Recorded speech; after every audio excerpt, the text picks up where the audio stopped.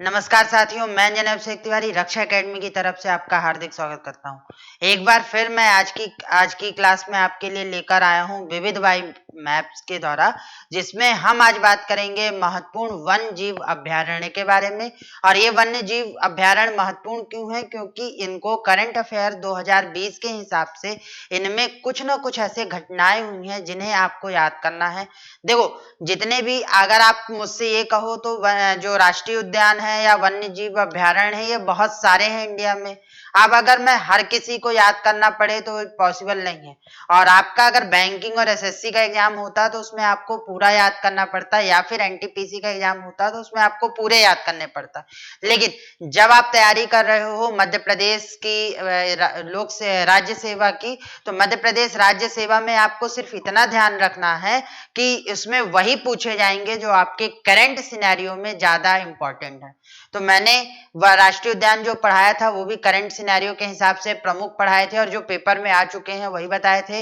इसी तरीके से जो आपका वन्य जीव अभ्यारण्य है उसके बारे में भी यही है कि ये जो करंट के हिसाब से आपके महत्वपूर्ण है, जितने भी जो 2020 के करंट अफेयर में आए थे उनके लिए। और दूसरी बात, कल की क्लास में जो गलतियां हुई थी उन गलतियों को सुधार कर वो नई क्लास फिर से अपडेट की जाएगी, और उसमें अब ध्यान रखा जाएगा कि वो गलतियां आपको ना बताई जाए। क्योंकि हम कभी कभी ऐसा हो जाता है कि दिमाग इधर उधर हो या फिर कुछ ऐसा हो जाए तो गलत चीजें कन्वे हो जाती हैं, जिनके लिए मैं अपोलाइज्ड हूँ और माफी मांगता हूँ। वो क्लास आपको फिर से रीशेड्यूल कर दी जाएगी लाइव के द्वारा, या प्रीमियर कर दी जाएगी, जिसमें आप फिर से अंतरिक्ष का जो यूनिट 7 का महत्वपूर्ण पार्ट था वो आप देख सकते हो, उसको सुधार कर।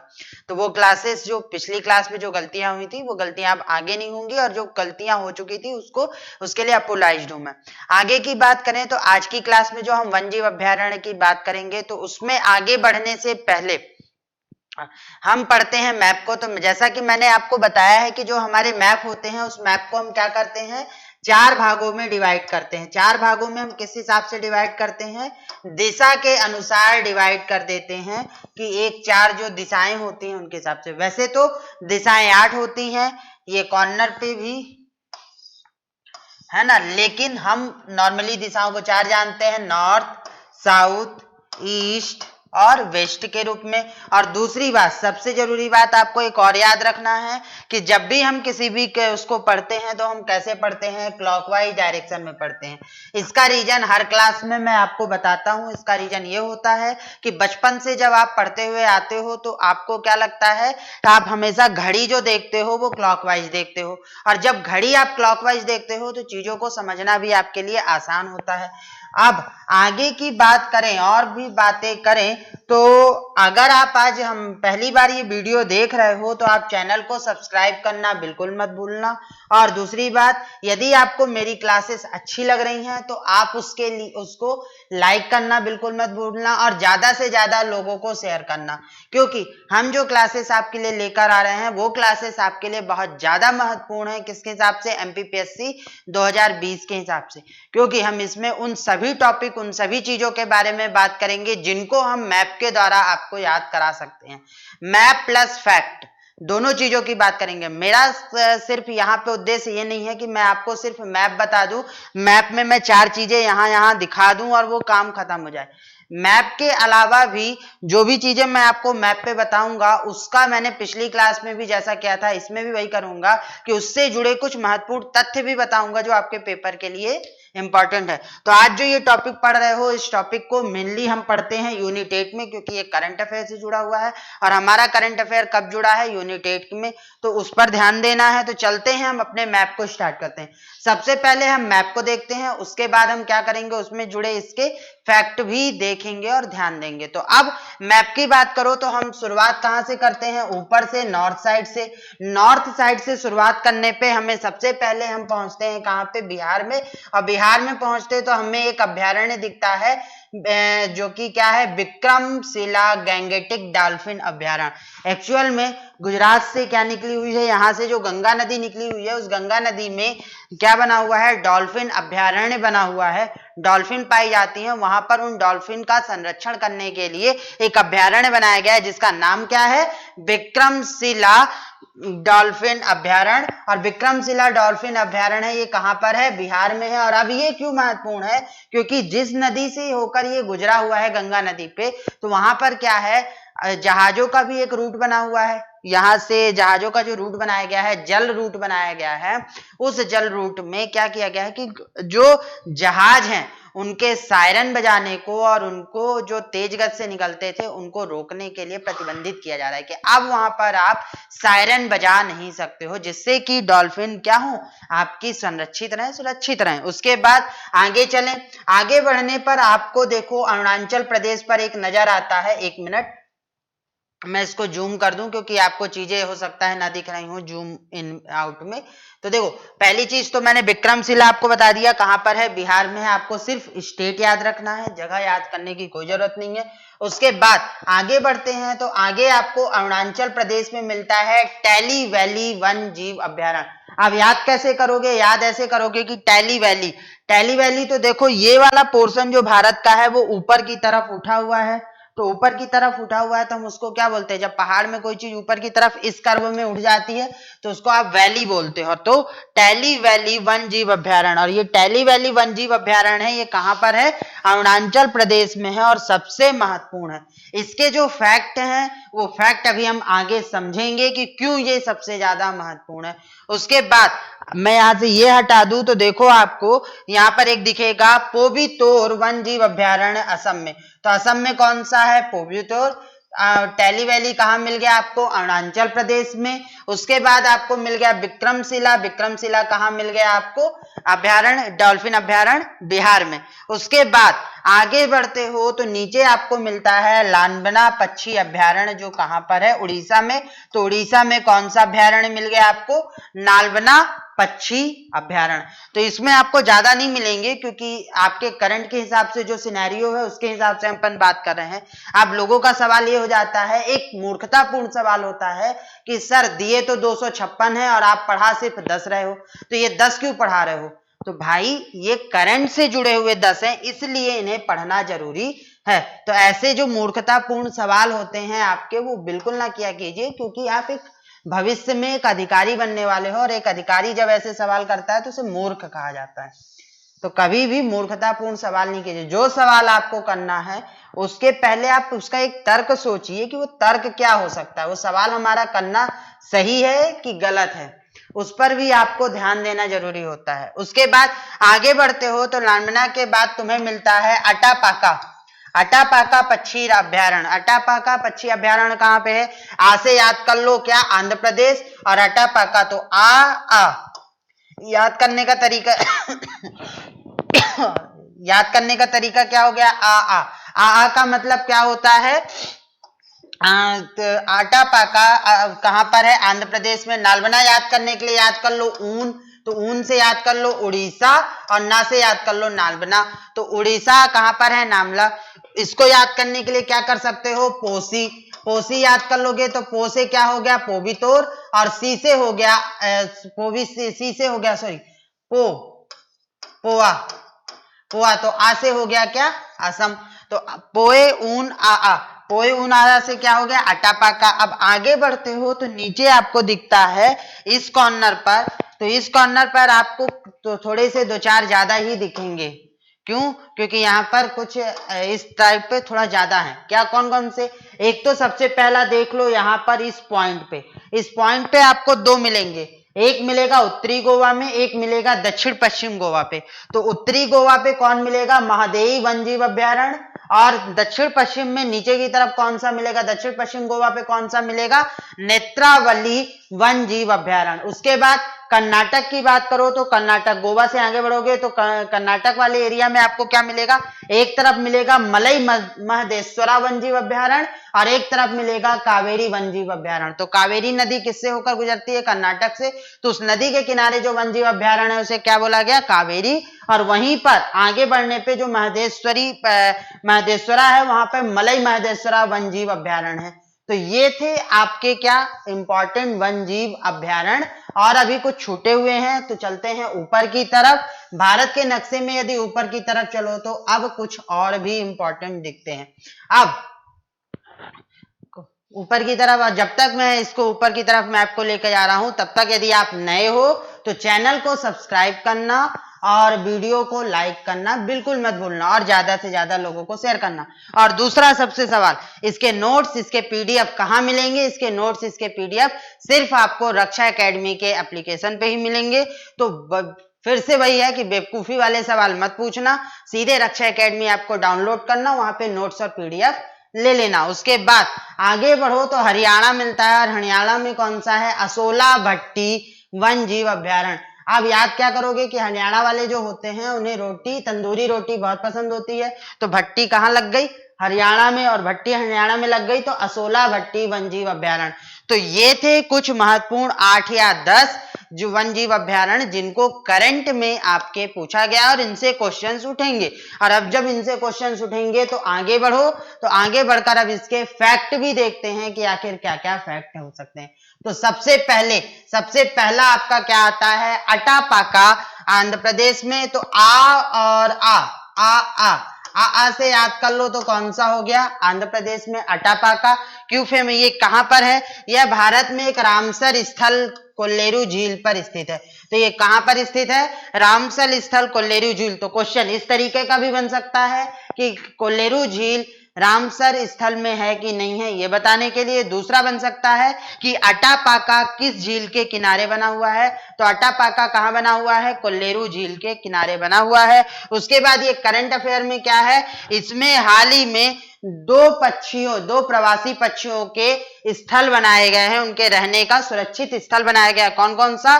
ग्रे पेलिकन और पेंटेड स्टार्क। तो ये दो पक्षी याद कर लेना, ग्रे पेलिकन और पेटेंट स्टार्क। इन दो पक्षियों का सुरक्षित स्थल बनाया गया है। कहां?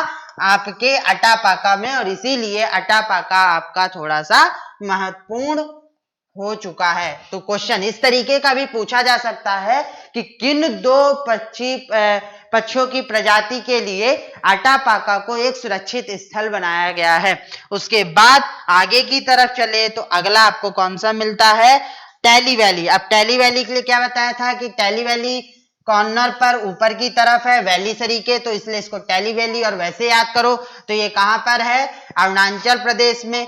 जैव विविधता हॉटस्पॉट है सबसे पहले, सबसे ऊंचाई पर वन अभ्यारण्य है, मतलब 2400 मीटर की ऊंचाई पर।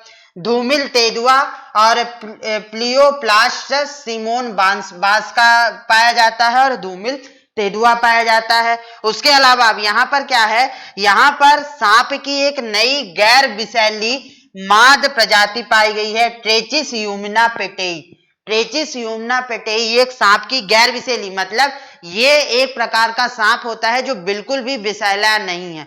और अगर ये बिल्कुल भी विषैला नहीं है तो ये एक प्रकार का, तो ये कहां पाया गया है? टैली वैली वन्यजीव अभ्यारण्य के जंगलों में, जो कि माद प्रजाति का है। और दूसरी बात, गैर विषैला है, मतलब बिल्कुल भी विषैला नहीं होता है, जैसे कि अन्य सांप होते हैं विषैले। उसके बाद अगला दिखता है आपको पोबीतोरा वन्यजीव अभ्यारण्य। तो पोबीतोरा अभी कहां पढ़ाया था? पोआ से याद कर लो तो पोबीतोरा क्या हो गया? पोबीतोरा असम में हो गया। अब यहां पर दुनिया के एक सींग वाले गैंडों का घनत्व सर्वाधिक है।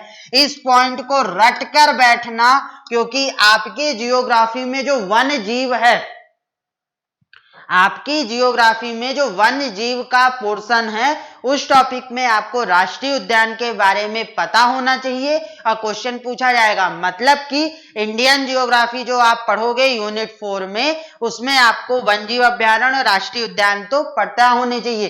तो ये सवाल तो आप बिल्कुल मत पूछना कि सर विविध कहीं पेपर में नहीं है, आप क्यों पढ़ा रहे हो?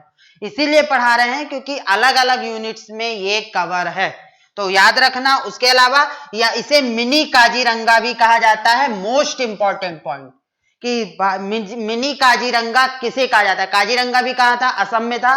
तो काजीरंगा का छोटा भाई किसे कहा जाता है? इसी को कहा जाता है पोबीतोरा वन्यजीव अभ्यारण्य को। और काजीरंगा में भी और यहाँ पे भी दोनों जगह एक सींग वाले गैंडे पाए जाते हैं, लेकिन सबसे ज्यादा फेमस कौन सा है, यानी सबसे ज्यादा घनत्व किसका है? सबसे ज्यादा घनत्व है पोबीतोरा में, इस एक सींग वाले गैंडे का। उसके बाद ये अब करंट अफेयर में क्यों फेमस हुआ? हाल ही में गिल्टी रोग के कारण पोबीतोरा वन जीव अभ्यारण्य में 2 एशियाई जंगली भैंसों की मौत हो गई। यहाँ पे एशियाई जंगली भैंस भी पाए जाते हैं, तो गिल्टी रोग के कारण यहाँ पर 2 जंगली भैंसों की मौत हो गई। इसकी वजह से ये थोड़ा सा हाईलाइट हो गया है। यहाँ पर एक चीज और पाई जाती है जो कहीं नहीं मिलती, चीनी पेंगोलिन। तो जो चीनी पेंगोलिन होता है वो उसको भी वो कहाँ पाया जाता है? असम के यहीं पे पाया जाता है। तो याद रखना, भूलना बिल्कुल भी नहीं। उसके बाद पोबीतोरा हो गया।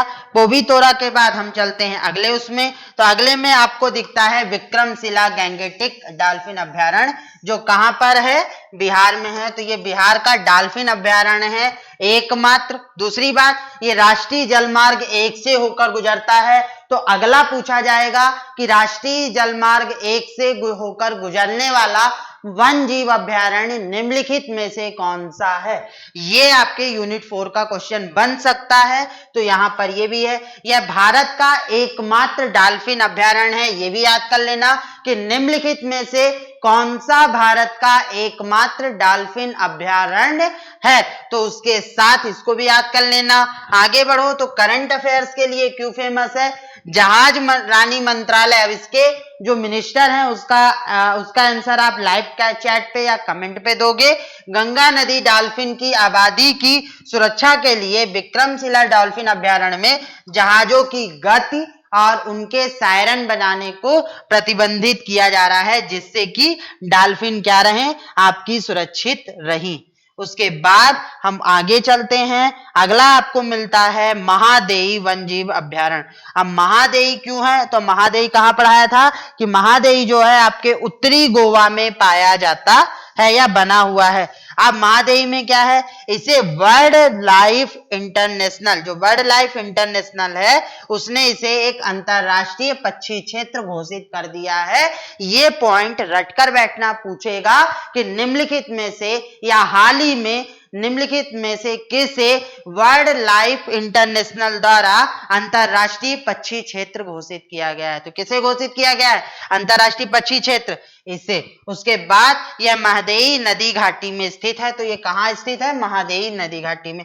करंट अफेयर में क्यों स्थित है? हाल ही में यहां पर बाघ पाए गए हैं, उसकी वजह से इसे क्या घोषित कर दिया गया है? प्रोजेक्ट टाइगर के तहत रख दिया गया है। तो अभी क्वेश्चन ये बन सकता है कि हाल ही में ऐसा कौन सा वन्यजीव अभ्यारण्य है जिसमें हाल ही में बाघ पाए गए हैं और उसको बाघ रिजर्व में घोषित कर दिया गया है। और यहाँ पर कौन सा बाघ पाया गया है? Royal Bengal tiger.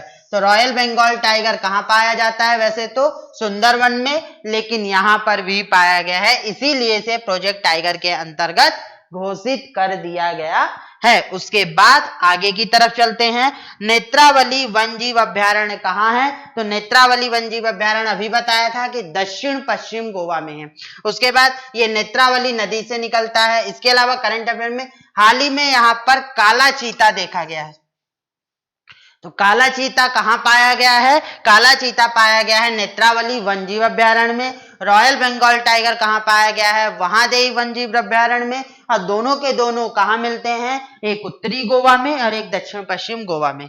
उसके बाद आगे बढ़ते हैं। आगे बढ़ने पे आपको दिखता है कौन सा? 7वें नंबर पर असोला भट्टी वन्यजीव अभ्यारण्य। तो असोला भट्टी कहां पर है? हरियाणा में। ये अरावली गलियारे में पाया जाता है। और अब यहां पर क्या किया गया है? यहां पर 1 किलोमीटर का जो क्षेत्र था, पर्यावरण एवं वन मंत्रालय ने 1 किलोमीटर के क्षेत्र को पर्यावरण संवेदनशील घोषित कर दिया है। पर्यावरण संवेदनशील घोषित करने का मतलब यह है कि अब वहां पर किसी भी प्रकार का इंफ्रास्ट्रक्चर डेवलपमेंट नहीं हो सकता, वहां पे कोई भी फैक्ट्री नहीं लगाई जा सकती, वहां पर लोगों के रहने पर भी प्रतिबंध लग चुका है। मतलब इसके 1 किलोमीटर के दायरे पे अब कुछ भी ऐसा नहीं होगा जिससे वन जीव या पर्यावरण को कोई नुकसान हो। तो ये याद रखना, क्योंकि अब ये इंपॉर्टेंट है। तो मैं आपके साथ वही डिस्कस करूंगा जो बहुत ज्यादा इंपॉर्टेंट होगा। आगे बढ़ते हैं। आगे बढ़ने पे आपको मिलता है 8वें नंबर पर मलई महदेश्वरा वन्यजीव अभ्यारण्य। तो मलई महदेश्वरा क्या है? कर्नाटक में। ये क्यों सबसे ज्यादा फेमस माना जाता है? यहाँ पे 16 वन अधिक ऊंचाई पर पाया जाता है। और दूसरी बात, बाघों की बढ़ती जनसंख्या के कारण इसे भी बाघ रिजर्व घोषित करने की घोषणा की गई है हाल ही में।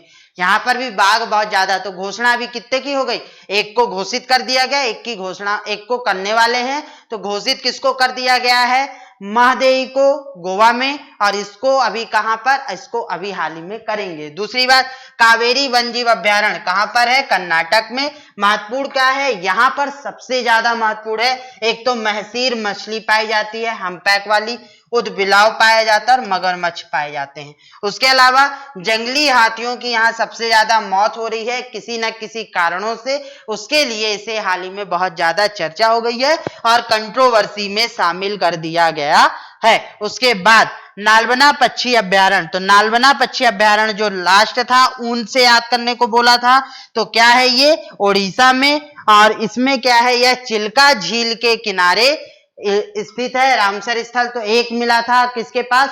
आपका पहला वाला जो झील थी रामसर स्थल, वो भी था। यहाँ पर भी बाढ़ के कारण इस द्वीप की खासियत क्या है कि जब बरसात होती है, मानसून में बरसात होती है, तो ये द्वीप बाढ़ के कारण पूरा डूब जाता है, ये नक्शे में दिखता ही नहीं है। और जैसे ही बरसात खत्म होती है, बाढ़ खत्म होती है, तो ये फिर से ऊपर आ जाता है। तो वही है कि ये कुछ समय तक पानी में रहता है, पूरे मानसून डूबा रहता है, गायब रहता है, और मानसून खत्म होते ही ये ऊपर आ जाता है। और अब तो ये हो गया। अब इसमें इंपॉर्टेंट क्या था? करंट अफेयर से रिलेटेड क्या था इसमें? एक मिनट, जस्ट अ सेकेंड। अब करंट अफेयर से रिलेटेड क्या था कि चिल्का झील के अंदर, हाल ही में चिल्का झील के अंदर अवैध झींगा मत्स्यिकी के विखंडन के कारण नालबना पक्षी अभ्यारण्य में भारी संख्या में प्रवासी पक्षी पहुंचे। क्या होता है? अब यहाँ पे सवाल आता है झींगा, अवैध झींगा मत्स्यिकी।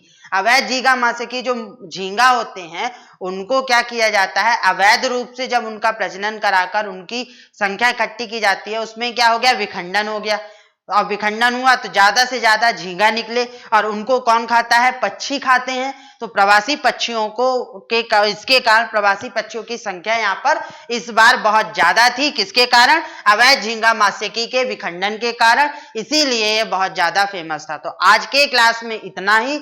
जितने भी वन्यजीव अभ्यारण्य आपके करंट से रिलेटेड थे वो पूरे कवर करा दिए। और ये भी याद रखना कि जितने राष्ट्रीय उद्यान और वन्यजीव अभ्यारण्य पढ़ाए हैं वो यूनिट 4 का भी एक पार्ट है, तो उन्हें पढ़ लेना। पिछली क्लास में अंतरिक्ष में जो गलतियां हुई थी उनको सुधार कर अब अगली क्लास जो आएगी वो अंतरिक्ष केंद्र की ही आएगी।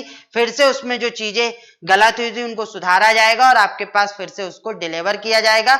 और उसके लिए जो गलतियां हुई थी उसके लिए अपोलाइज्ड हैं हम, और आगे की बात करेंगे नेक्स्ट क्लास में। तब तक के लिए पढ़ते रहिए। और हाँ, सबसे जरूरी बात, नोट्स के लिए रक्षा एकेडमी एप्लीकेशन डाउनलोड कर लीजिए, और नए हो तो रक्षा एकेडमी का चैनल जरूर सब्सक्राइब कर लेना और वीडियो को ज्यादा से ज्यादा लाइक और शेयर करना। धन्यवाद।